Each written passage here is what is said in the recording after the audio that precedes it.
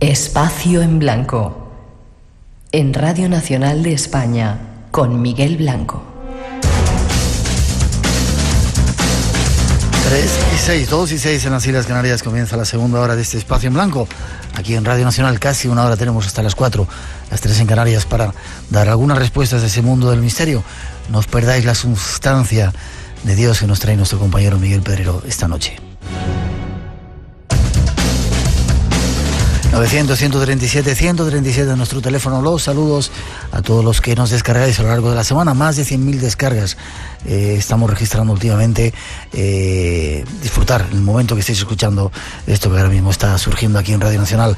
Y saludos también a todos los que estáis ahora conectados en la radio online en cualquier parte del mundo. Saludos desde España. Es un placer que estéis ahí. Se acerca una de las fechas más mágicas del año. Queremos daros un poco de información acerca de ello.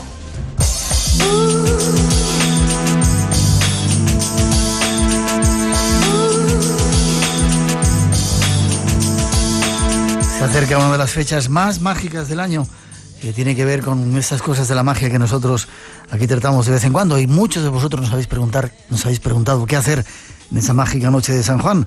Tenemos en el programa una especialista, Elena Menéndez, que es seguidora del antiguo culto de los druidas. Buenas noches, Elena. Buenas noches, Miguel. ¿Cómo estás? Muy bien. ¿He dicho bien eso, seguidora del antiguo culto de los druidas? Pues lo has dicho muy bien, aunque yo me considero más bien estudiosa del druidismo. Vale, mejor todavía. Dime una cosita, mucha gente nos pregunta, hemos hablado algunas veces de la noche de San Juan, ¿qué hacer en esa noche? Pero te vamos a dar algún dato de qué es esa noche, qué significa. ¿Es la noche en la que se descorre el velo entre lo visible y lo invisible? Efectivamente, es un momento muy especial dentro del año, porque como sucede en otras etapas también, se abren, dijéramos, unas puertas donde podemos tener el acceso a una energía que nos puede ayudar a conseguir objetivos, a también ritos de adivinación. En una palabra, es muy mágico. ¿Te puedes retirar un poquito del micrófono, que estás muy cerquita de él, creo? Sí. Vale, así se te escucha mejor. Hay alguna gente que dice que es bueno salir esa noche al monte y coger las plantas que vas a utilizar a lo largo del año, porque es cuando más cargadas están de fuerza, de poder, de energía. Sí, efectivamente. Date cuenta que como es el día más largo y la noche más corta, a través de lo que es el Padre Sol, las plantas recogen su máxima intensidad. Entonces, la carga que reciben estas plantas, al ser recolectadas y utilizadas en el transcurso del año, nos aportan propiedades distintas, tanto para el amor, como para la salud, como para la protección, y efectivamente se hace esa recolecta en esos momentos. Esa noche media España se llena de hogueras. Hemos estado algunas veces en las de La Coruña, miles de hogueras, y sabemos que se hacen en otro montón de lugares, ¿no? Es la fuerza del sol, un poco llamando la fuerza del fuego, llamando un poco a ese sol que se va, ¿no? Exactamente. Eso, ya sabemos que su origen es pagano, y lo que es una celebración del sol en su máximo apogeo, el Padre Sol, que nos envía su poder total, y que dentro de lo que es el culto céltico druida sería el dios Belenos. Y es por el motivo por el que se encienden las hogueras, para vigorizar ese sol que a partir de ese momento irá perdiendo su fuerza.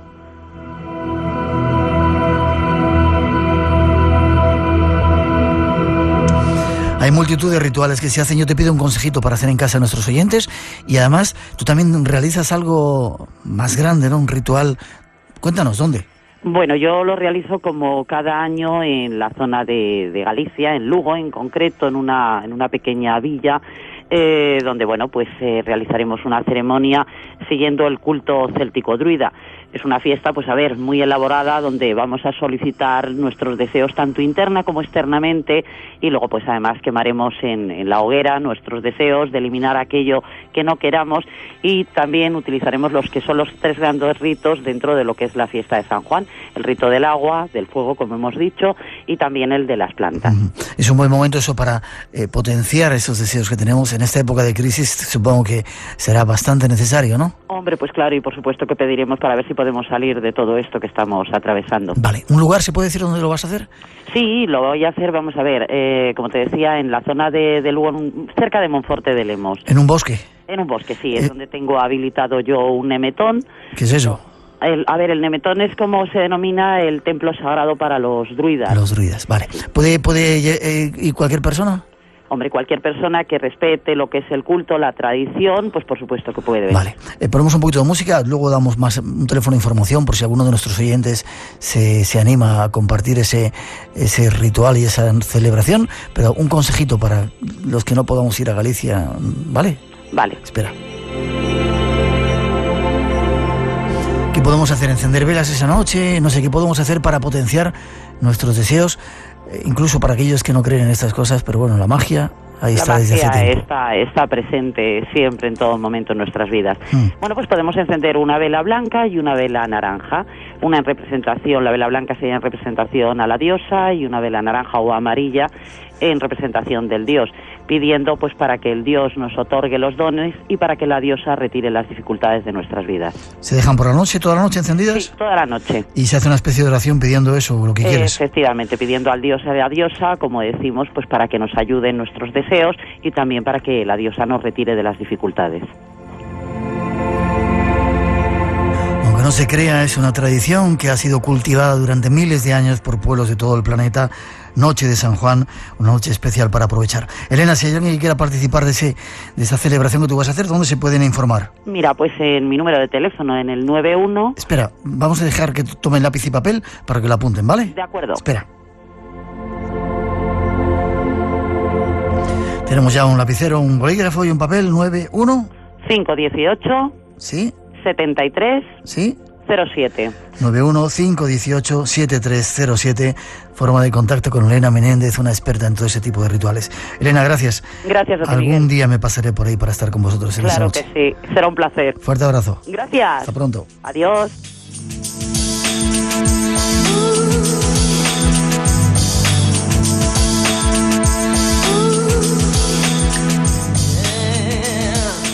Antes de que el hombre blanco viniera a esta tierra, solo había el hombre indio. El indio se dio cuenta que donde quiera que fuera, se veía enfrentado a algún enemigo. Le pidió al Gran Espíritu que le ayudara.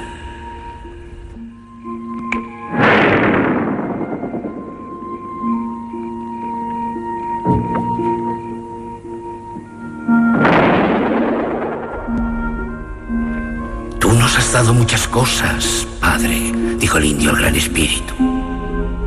Pero no podemos pescar como el oso, ni cazar como la pantera. Danos alguna cosa que nos permita sobrevivir entre nuestros enemigos. ¿Magia? Magia, ¿no? El poder. Poder. Elegiré uno entre vosotros, dijo el Gran Espíritu, y se lo enseñaré a él. Él será muy especial. Así que los indios esperaron a que se les hiciera saber quién era el elegido. Hasta que un día, un joven valiente llamado Perro Caminante se encontró al borde de un precipicio cara a cara con una pantera hambrienta. Perro Caminante fue consciente de que iba a morir. Cerró sus ojos con fuerza invocando al Gran Espíritu. Y cuando la pantera iba a saltar, Perro Caminante desapareció. La pantera saltó hacia el precipicio donde encontró la muerte. Momentos más tarde, Perro Caminante reapareció. Y así ha sido todo desde entonces. Un elegido es dado a conocer y se le da la oportunidad de aprender cómo usar el poder. Vaya. Creí que eso me ha sucedido a mí. ¿Desaparecí de dentro del baúl? ¿Soy yo un elegido, John? Me temo que sí. ¿Significa eso que tengo el poder? Ya lo tienes, Eric. Pero no sabes cómo usarlo. ¿Cómo puedo aprender?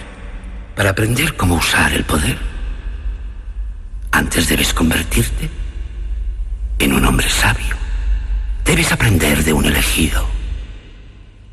John, ¿es usted un elegido?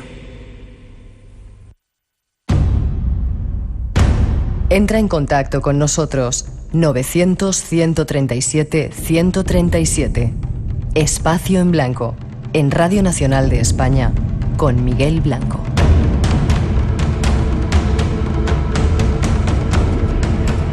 De julio en la 3 de julio en la FNAC de Madrid, 7:30. 7:30 de la tarde, vale. sí. Zaragoza y Madrid son las dos fechas. ¿Hay más? Sí, el día 5 de julio. Al día siguiente, 2 días después. 2 días después, 5 de julio a las 7:30, viernes, en La Coruña, FNAC Coruña. Ahí sí puedo estar. ¿Sí? Sí. Vale.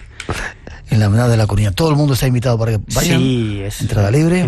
libre. Si queréis conocer a Miguel Pedrero, merece la pena. Dicen que es el yerno perfecto. Bueno, eso dice el amigo Fran Contreras para meterse. Y las niñas, nuestras compañeras, también dicen que eres el yerno perfecto. Bueno, eso está bien. Y luego, por último, el sábado 6 de julio a las 7:30 en Vigo, en la Casa del Libro de Vigo. No paras, ¿eh? No paro, no. Qué bien, me alegro.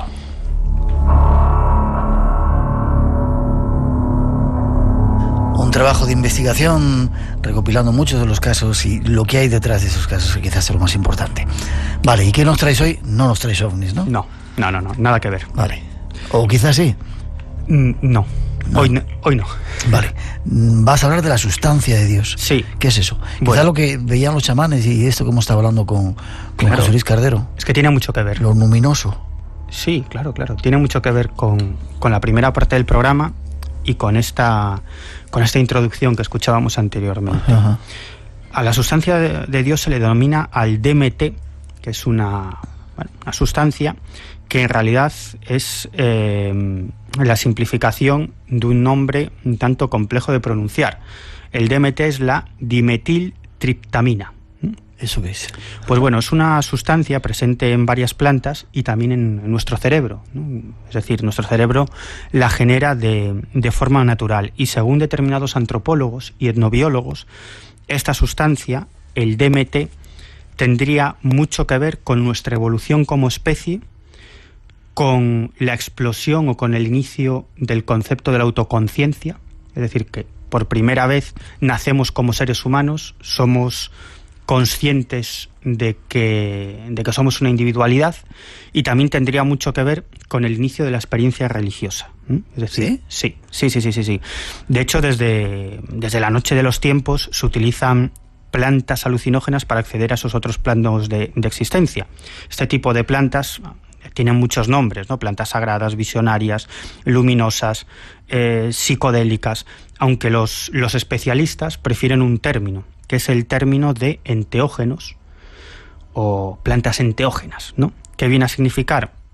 En realidad es una raíz griega, enteos, que viene a significar Dios adentro, ¿no? Con la raíz gen, que indica movimiento. En realidad, lo que vendría a significar, en resumen, es aquello que nos enseña nuestra divinidad interior. Es decir, que con el empleo de ciertas plantas que tienen esta sustancia, la DMT, podríamos buscar y encontrar nuestro Dios interior y recibir de este Dios interior una serie de conocimientos, aunque, ojo, hay antropólogos que piensan que ese Dios interior no está precisamente en nuestro interior, sino en el exterior, que hay una serie de seres, de entidades con vigencia, con existencia real en otros planos de existencia y que con el DMT y sustancias similares se podría contactar con esos seres.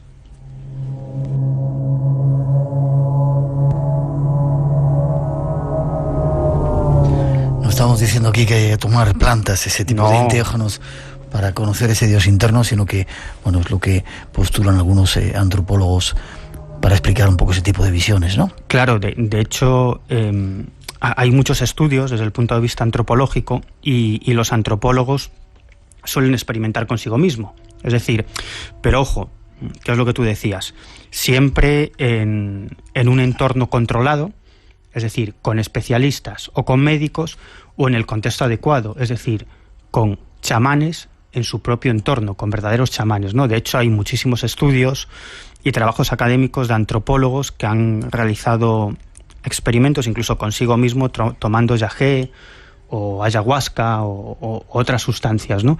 Y algunos de ellos relatan experiencias absolutamente apasionantes. Estamos hablando de antropólogos ortodoxos, nada que ver con estos temas, pero que hay muchas referencias académicas. Me estoy acordando de un antropólogo bastante conocido, es Manuel Córdoba Ríos, Y él cuenta que en una experiencia con yagé, que es una sustancia que se hace utilizando varias enredaderas, y que el DMT es una sustancia especial, o sea, esencial para este tipo de brebaje, el yagé. Y luego también en el yagé hay otro elemento muy importante, que es un alcaloide de la armina, que es conocida en el ámbito científico con el nombre de telepatina, porque se cree, o los antropólogos y los científicos creen, que este alcaloide lo que provoca es ese contacto telepático. ¿no?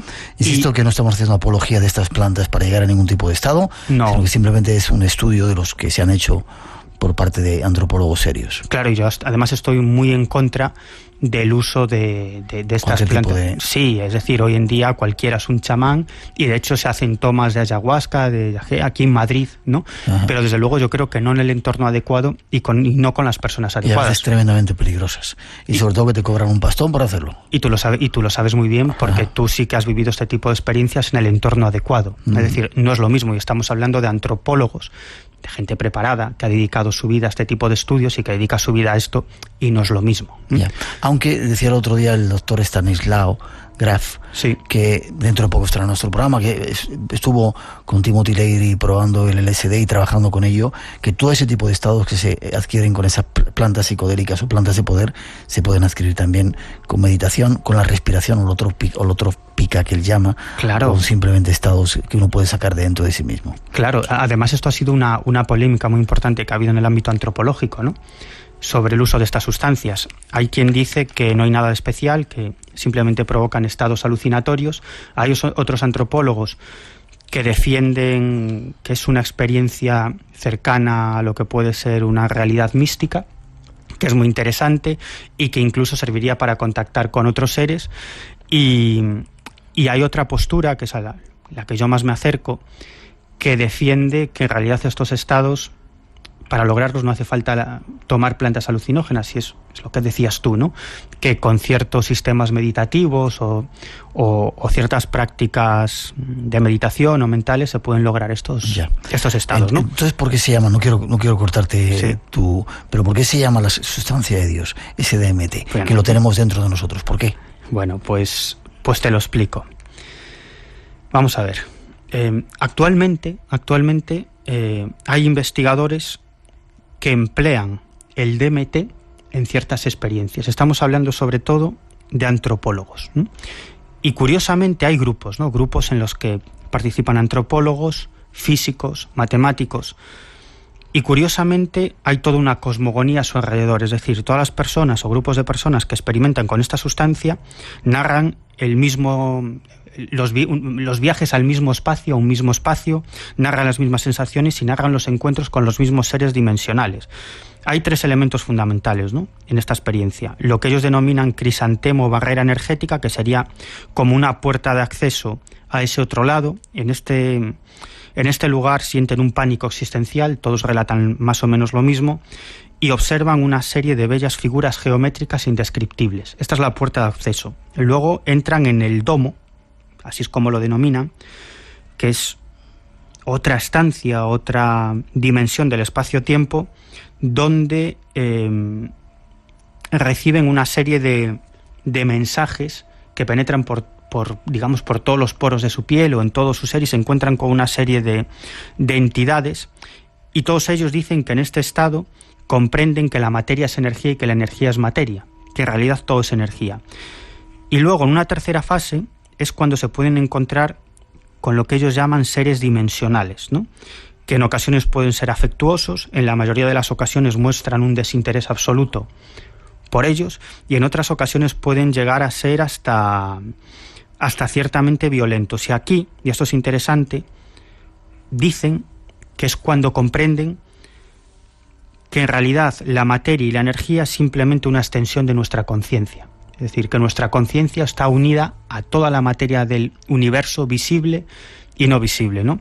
Es curioso que todos ellos relaten todo esto y que tengan una serie de experiencias similares. Y que tiene que ver con lo que antes contábamos de los místicos, de esos estados de comunión con Dios y que uno se siente formando parte de todo claro, lo existente. Y aquí enlazamos con la parte más antropológica, quizás, de todo esto, ¿no? Espera, tenemos que hacer una pausa, ahora nos lo cuentas. Camarero. Todos los contenidos de Radio Nacional a la carta. Entra en rtve.es y elige. Suscríbete, escucha, descarga. Como quieras, cuando quieras y porque quieres. Hambre de radio. Hambre de Radio Nacional.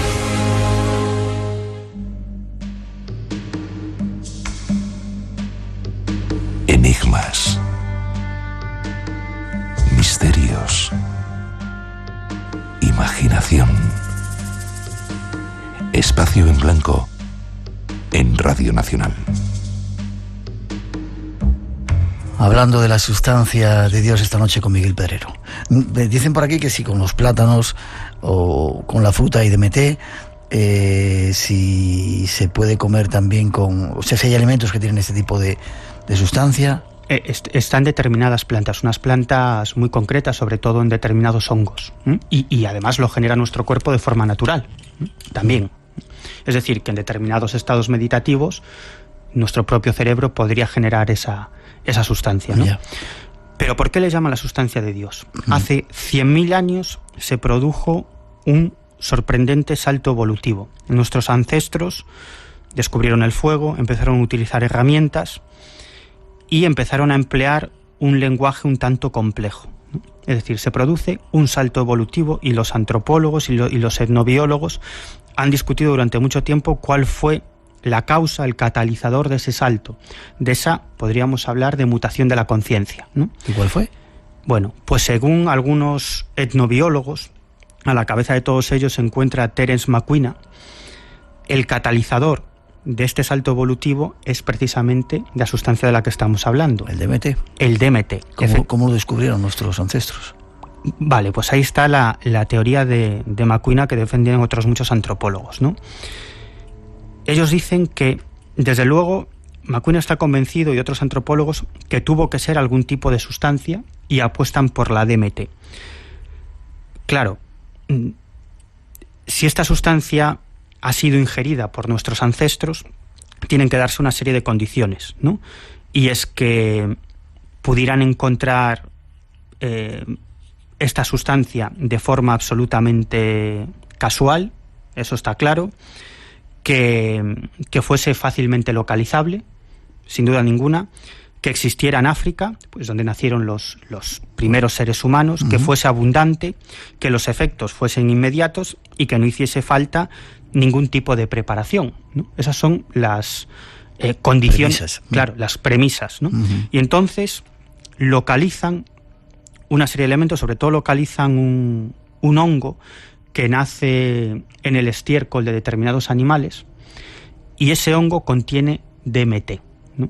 Y según McQueen, nuestros ancestros en un primer momento probaron de forma casual este hongo, que sobre todo nace en el estiércol de los cebús, animal además que en África abunda y abundaba entonces, por lo tanto es un candidato primordial, ¿no?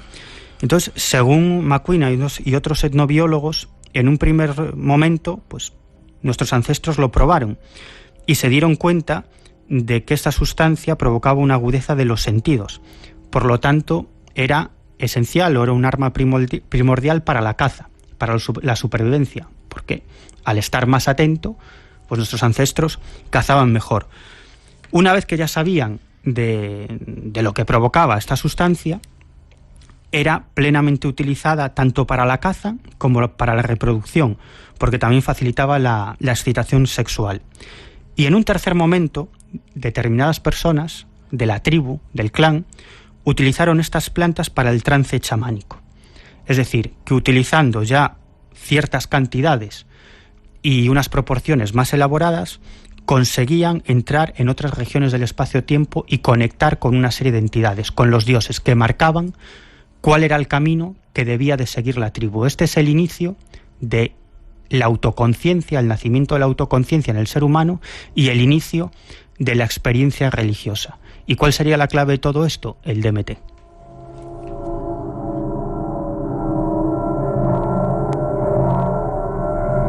Hay quien dice que esto pudo ser un hallazgo casual, sí, pero mira que es curioso que vayan a coger un hongo de una caca de un cebú, o que a lo mejor alguien venido de más allá, eso que decía José Luis Cardero, esos seres de lo luminoso, le dijo: aquí está el camino, la fruta del árbol del bien y del mal, para que encontréis el conocimiento. ¿Por qué no? ¿Por qué no? Y además acabas de dar una clave: el árbol del bien y del mal. Uh-huh. Claro, McQueen y los etnobiólogos que defienden su tesis dicen: si esta tradición que se pierde en la noche de los tiempos se puede rastrear en leyendas y tradiciones de prácticamente todas las culturas de la Tierra, ¿no? Y no tenemos que irnos a religiones exóticas. Nuestra propia tradición judeocristiana, en el Génesis, el pasaje del árbol del bien y del mal, cuando Eva le da a probar a Adán el fruto prohibido, en realidad estaría aludiendo precisamente a eso, al descubrimiento de la autoconciencia. Además, en ese pasaje bíblico, en ese pasaje del Génesis, se dice que Dios afirma: el hombre se ha convertido en uno de nosotros, conoce el bien y el mal. Y en otro pasaje dice: a ambos, a Adán y Eva, se les abrieron los ojos y se vieron desnudos. Entonces confeccionaron unas hojas a modo de taparrabos para taparse. ¿Qué significa eso? El nacimiento de la autoconciencia, Sí. del yo, que yo soy diferente a ti, ¿no? Y distinguir lo que es bueno de lo que es malo. Es decir, ya no somos simplemente animales, sino que somos algo más. Quizás este pasaje del Génesis estaría aludiendo precisamente al uso de plantas alucinógenas para despertar en nosotros mismos el don de la autoconciencia y el inicio de la experiencia religiosa. Además, Eva, que simbolizaría en todo caso la madre naturaleza, el poder de las plantas alucinógenas. Y es que en el pasado las sociedades eran matriarcales y los dioses no eran dioses, eran diosas.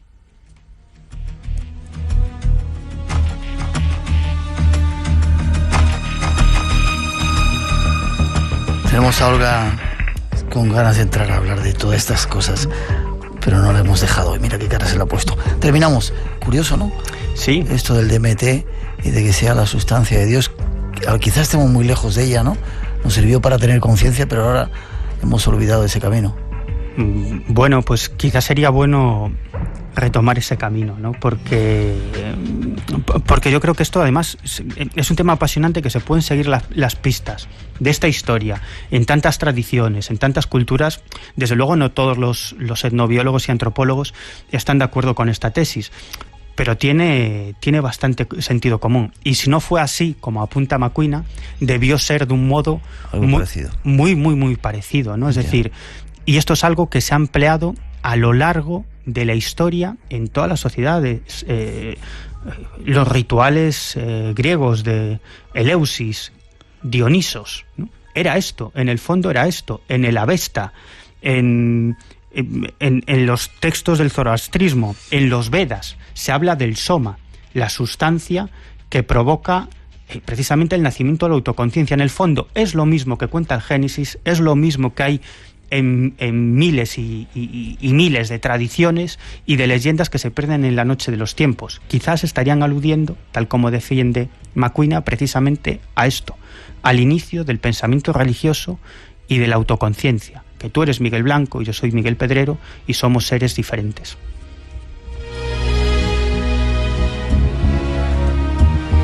Tema para reflexionar. Gracias, Miguel. ¿Forma de ponerse en contacto contigo? Sí, muy sencillo, a través del correo electrónico, que es miguelpedrero@hotmail.com. Todo tipo de experiencias, casos, encuentros con ovnis, lo que sea. Estamos dispuestos a investigarlo. ¿Y la presentación de los libros, repítelo rápidamente? Sí, en Zaragoza, viernes 28 de junio a las 8, FNAC Plaza de España. El miércoles 3 de julio en Madrid, en FNAC Callao a las 7:30. En La Coruña, el 5 de julio a las 7:30 de la tarde. Viernes, y en Casa del Libro Vigo, el 6 de julio, sábado a las 7:30 de la tarde. Mucho éxito, enhorabuena. Seguimos en contacto. Ahí estamos. Un placer. Hasta la próxima. 900, 137, 137, 3 y 38, 2 y 38 en las Islas Canarias. Seguimos con un nuevo tema en el que de alguna manera estamos involucrados.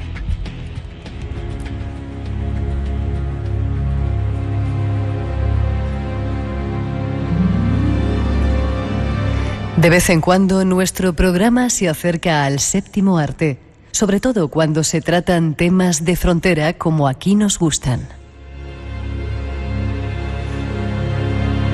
Esta noche vamos a volver a hacerlo. Inés, ¿eres tú? Estos niños no saben qué es el dolor. Estos niños son un peligro para los demás, que hemos decidido confinarlos hasta nueva orden.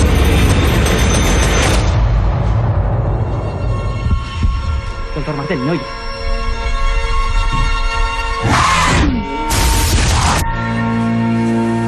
Tengo un cáncer.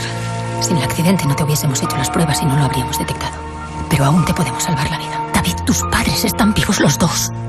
El trasplante tiene que venir de uno de vosotros. Pero lo que nos estás pidiendo es imposible, hijo. No remuevas el pasado. El pasado no está, no existe. Me lo has estado ocultando desde el principio.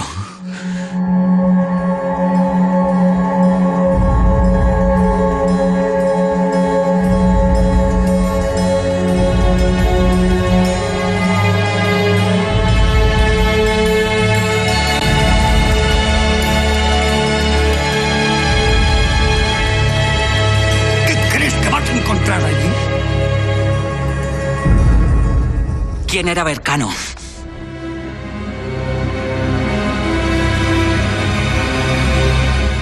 Insensibles, un tema apasionante. Y esta noche tenemos a algunos de sus creadores.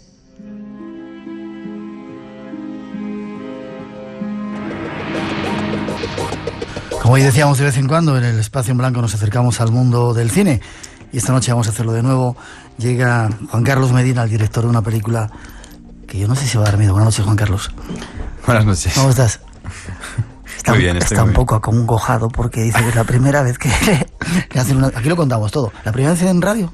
Sí, es mi bautizo de radio, sí. Sí, pero un tío como tú que está en el cine, que te habrán hecho 1000 entrevistas en 1000 sitios. Bueno, es que soy muy voyeur, pero no muy exhibicionista, ¿no? Me gusta estar detrás de la cámara, detrás de los micros. Bueno, hoy, fin de semana, se estrena una película que se llama Insensibles. ¿Cómo llegaste a ello? Bueno, llegué a ello por varios caminos, ¿no? Quería hacer una película sobre una herencia maldita, un personaje que descubre que tiene una herencia maldita y que se ve abocado a investigar sobre al fin y al cabo su identidad y darse cuenta que su identidad no es lo que pensaba, que es, digamos, el hijo de una persona, o sea, que ha sido un criminal, etcétera, etcétera, que ha estado involucrado en crímenes contra la humanidad, etcétera, etcétera.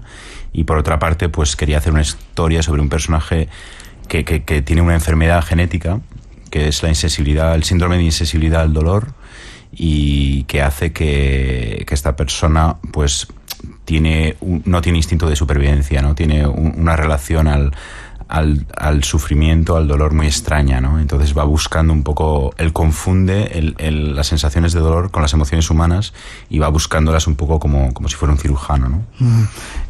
¿Cómo la podías definir? ¿Es una película de terror? ¿Es un thriller? Es un poco todo eso, es un poco una película que mezcla géneros, a veces es un thriller, a veces va a una película de terror, a veces es un drama histórico, familiar. Es tu primera película, ¿no? Es mi primera película, sí, mi primer largometraje, porque he hecho 4 cortos antes. Con buenas críticas, bueno, hemos encontrado una, debe ser la única, tú decías, una crítica que te da un poco, a nosotros también nos da mucha leña, o sea que no es de extrañar, te da un poco de leña, pero buenas críticas por parte de los compañeros, ¿no? Sí, en general la película ha tenido muy buena crítica también en el extranjero, aquí en España. ¿Está rodada o la habéis grabado rodado con diferentes idiomas, en diferentes versiones? No, la versión original es castellano y catalán, los dos idiomas. ¿Y luego alemán, no he visto en algún sitio? Bueno, hay un poco de alemán, hay un poco de inglés, etcétera. Ya. He de decirte que en esta casa tenemos mucho interés en la película porque, bueno, está de alguna manera patrocinada por Televisión Española, la podremos ver en televisión, pero a mí, si te digo, la verdad me ha interesado mucho por el síndrome de Nishida. ¿Qué es eso?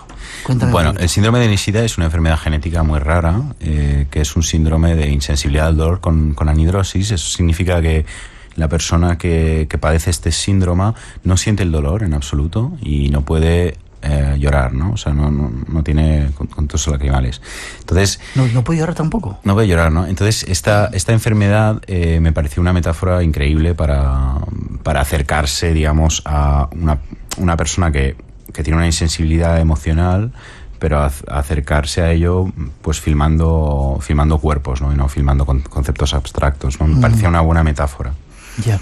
Utilizas un poco ese argumento, ese problema para hilar un poco la película, pero háblame un poquito de que has estudiado, tuviste que meterte un poco a estudiar los orígenes de esa enfermedad y me decías que pocos médicos sabían de qué iba. Sí, al principio estuve investigando y me costó mucho. Fui a ver médicos y me costó mucho encontrar. Al principio veía médicos y me decían ni idea, no sé de qué me estás hablando, nunca he ido a hablar de esta enfermedad.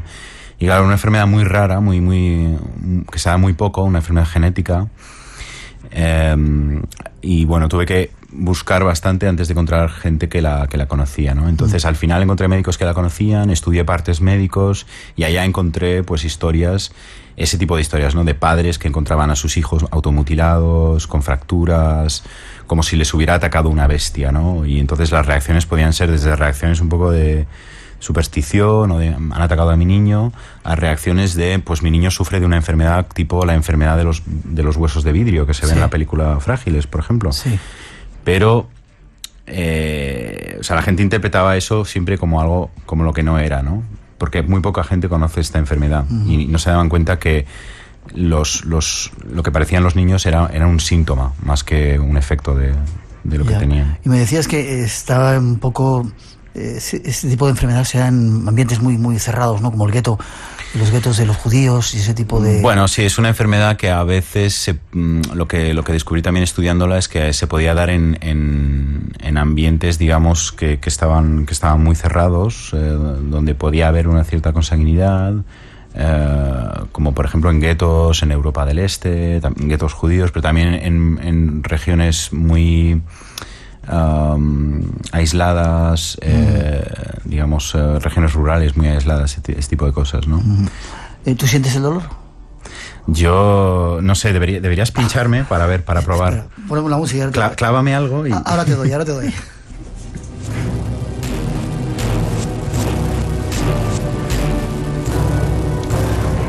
Vives en Francia, ¿no? Le ha dolido un poquito, luego le daremos un poco más fuerte. Sí, vivo en París desde... me ha dolido, pero... Un poquito. Pero bueno, parece que siento el dolor, entonces todo va bien. Sí, vivo en París actualmente. Ya. ¿Y cómo surge la idea de meterte en una historia como esta y buscar ese personaje bercano? Hemos estado hablando antes de preparar la entrevista, y preguntándote si habías vivido alguna historia de... Contéstame antes a eso. ¿Has vivido alguna historia de terror que te haya pasado? Sabes que en el programa hablamos de cosas de estas raras. Sí, he vivido una historia de terror. ¿Cuál? Cuéntanosla. Pues me medio secuestraron un día. No me digas, ¿eh? Sí. Me pusieron un cuchillo en la garganta, me llevaron a un parque, me dijeron danos las llaves de tu casa y unos tíos que se escaparon de la cárcel me obligaron buscaban un sitio donde dormir y me obligaron a invitarles a mi casa. Entonces tuve que dormir toda la noche con ellos. ¿Sí? Bueno, pero esto me ocurrió en Francia. Eran bastante terrestres, ¿no? Estos tipos. Sí, era una amenaza bastante tangible, o sea, bastante... ¿De ese otro mundo del más allá has vivido algo? Pues a menos que estos tíos fueran alienígenas o algo, que podía ser, un poco Men in Black, pero a menos de eso no. Te preguntaban también tus películas favoritas y me has dicho El Resplandor, de Shining de Kubrick. Sí. ¿Tienes una mente retorcida? Yo, la verdad es que desde mi punto de vista, no sé si es retorcida, pero quizá desde el punto de vista de otra persona, sí, seguro que le parece retorcida. Vale. Una sinopsis de la película para hacer la invitación a nuestros oyentes a que vayan. ¿Qué pasa? ¿Y cómo la podías explicar? Es una película sobre una persona que lleva una vida aparentemente normal, de éxito, y que de repente ocurre algo que le obliga a investigar en su pasado familiar. Y es una investigación sobre su pasado y también sobre el pasado de ciertas cosas que han ocurrido en nuestro país, ¿no? Y, está un poco ambientada en la Guerra Civil Española, ¿no? Hay una parte que ocurre en la Guerra Civil, pero no es la... Digamos, hay unas cuantas escenas que ocurren ahí. pero ocurren a determinados personajes que están en un ambiente muy, muy especial, ¿no? Entonces no se puede decir que la película realmente habla de eso, ¿no? Un personaje que tiene un problema, busca su pasado y entronca con esa enfermedad de esos niños insensibles. Entronca con la historia de uno de estos niños. Sí. ¿Y Bercano quién es? Ajá, no te puedo decir porque entonces es un spoiler de la película. Tienes que ir a verla para descubrir quién es Bercano. Vale, iremos mañana. Y para terminar, Juan Carlos, dime por qué tenemos que ir a ver la película. Aparte, a mí me interesa mucho, te digo, por ese síndrome de Nishida absolutamente desconocido. Pero ¿por qué tenemos que ir a verla? Porque a mí me gusta mucho pasar miedo. ¿Se va a pasar miedo? Se va a pasar miedo y quizá cuando salgas de la película no seas el mismo. ¿Sí? Sí. En este programa hoy estamos hablando de transformaciones. ¿Hasta tal punto puede ser? Puede ser. ¿Apostamos? Pues venga, apostamos. Unas cañas, ¿eh? Vale, o cualquier cosa hay en París, un café en París. Exacto, sí. Hay que ir porque nos puede transformar, ¿no? ¿Algún plan que tengas? Bueno, estamos hablando de hacer una película juntos. Últimamente hay mucha gente que está metida en el tema del misterio. Pues yo, todos los temas que hemos estado hablando, la verdad es que son temas que me fascinan, y ahí hay una mina de oro de guiones y de historias que contar, no sé, o sea... ¿Y cuál elegirías de los que hemos hablado? ¿Líneas de Nazca, los papeles del Qumran? O sea, los papeles de Qumran, yo estoy pensando seriamente en una historia porque ahí hay cosas que son increíbles, ¿no? O sea, hay todos los evangelios apócrifos, ¿no? Que ahí son fascinantes. Este Navidad estuvimos en Israel. Cuando quieras vamos a Israel y vemos ese museo de... De hecho, perdona, iba a decir, de hecho el Código Da Vinci está sacado del Evangelio de Judas. Claro. Que es sacado de los manuscritos de Qumran. ¿Vas a hacer una cosa parecida? No. Otra cosa. Cuenta con nosotros. Te despido enseguidita después de esa música. Espacio en Blanco. Mucho más de lo que puedas imaginar. Con Miguel Blanco.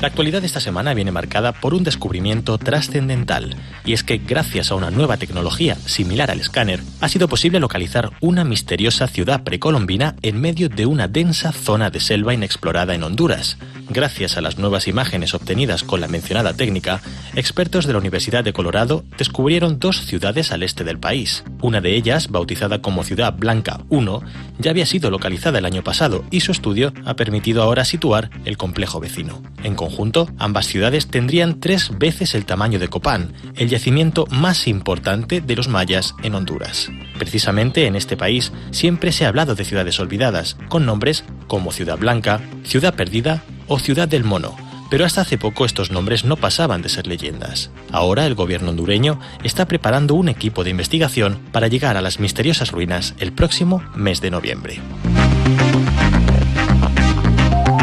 Y cuando todos mirábamos a Marte como posible punto para la localización de indicios de vida extraterrestre, un nuevo estudio sitúa nuestra mirada un paso más allá en nuestro sistema solar. Científicos británicos creen que una de las lunas de Júpiter podría contener fuentes hidrotermales, lugares idóneos para la vida tal como la conocemos. A través de potentes telescopios del Instituto de Tecnología de California, han confirmado la existencia de peróxido de carbono en la atmósfera de este astro. Se trata de un dato clave, ya que la sustancia, por ejemplo, ayuda a proporcionar la energía química necesaria para la vida en nuestros océanos. Además, y a diferencia de Marte, en las lunas de Júpiter podría existir energía suficiente para el desarrollo de organismos multicelulares complejos, en lugar de solo microbios. La investigación acaba de comenzar, así que permaneceremos atentos a esta nueva posibilidad por las sorpresas que pueda traernos en el futuro. Y un equipo de investigadores australianos ha publicado un estudio que da veracidad a una antigua leyenda maorí sobre los ataques en Nueva Zelanda de una gigantesca águila devoradora de hombres. Las historias que los nativos contaban sobre esta ave terrible la sitúan hace casi un milenio. Según se ha confirmado, el águila de Haast, como también se la conoce, podría superar en caída libre los 80 km por hora. La envergadura del ave era superior a los 3 metros y su peso de unos 18 kilos. Poseía unas garras mayores que las de un tigre, con las que era capaz de elevar presas de extraordinario tamaño. La tradición habla de raptos de niños y hasta de individuos adultos, y en la isla abundan sus representaciones en cuevas y rocas. Un animal sorprendente que ahora, siglos después, parece que va más allá de la simple leyenda.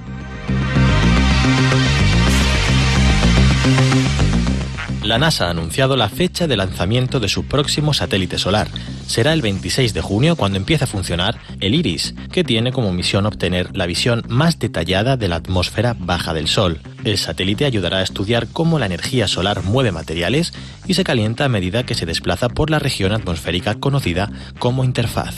Es precisamente en este área donde se produce la mayor parte de la emisión ultravioleta, con un impacto directo sobre el clima de la Tierra. En palabras de uno de los responsables del programa, por primera vez se van a obtener las observaciones necesarias para la comprensión de cómo la energía alcanza la corona solar y la forma en que se conduce el viento solar. IRIS es el primer aparato de estas características diseñado para utilizar un telescopio ultravioleta a una distancia tan próxima del Sol.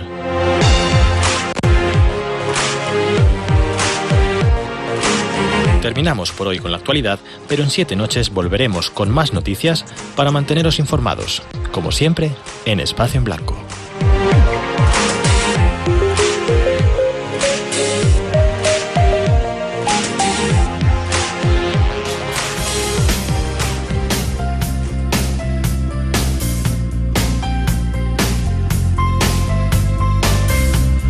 Después de esas noticias del misterio que prepara nuestro compañero David Martín, terminamos.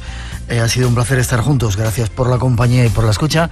Y teníamos un concurso con 5 ganadores que son Antonio Gut del Facebook, José Emilio Gil de Logroño, Celia Martínez de Valencia, Carlos de la Huerga de Zamora y Rosa Moreno de Tenerife. Poneros en contacto con nosotros para darnos la dirección y os mandamos ese premio. Y gracias a todos por la escucha. En 7 días más misterio aquí en Radio Nacional, a disfrutar de ese calor que ya está llegando del fin de semana y de la semana. Os dejamos con nuestros compañeros Natalia Ayala y Luis Vallés y el resto de la programación aquí en Radio Nacional. Y hasta las 4 os dejamos con un poco de nuestra mejor música. Cuidaros, ha sido un placer. Abre tus sentidos. Un nuevo universo de respuestas te espera. Espacio en Blanco. En Radio Nacional de España, con Miguel Blanco. El misterio continúa.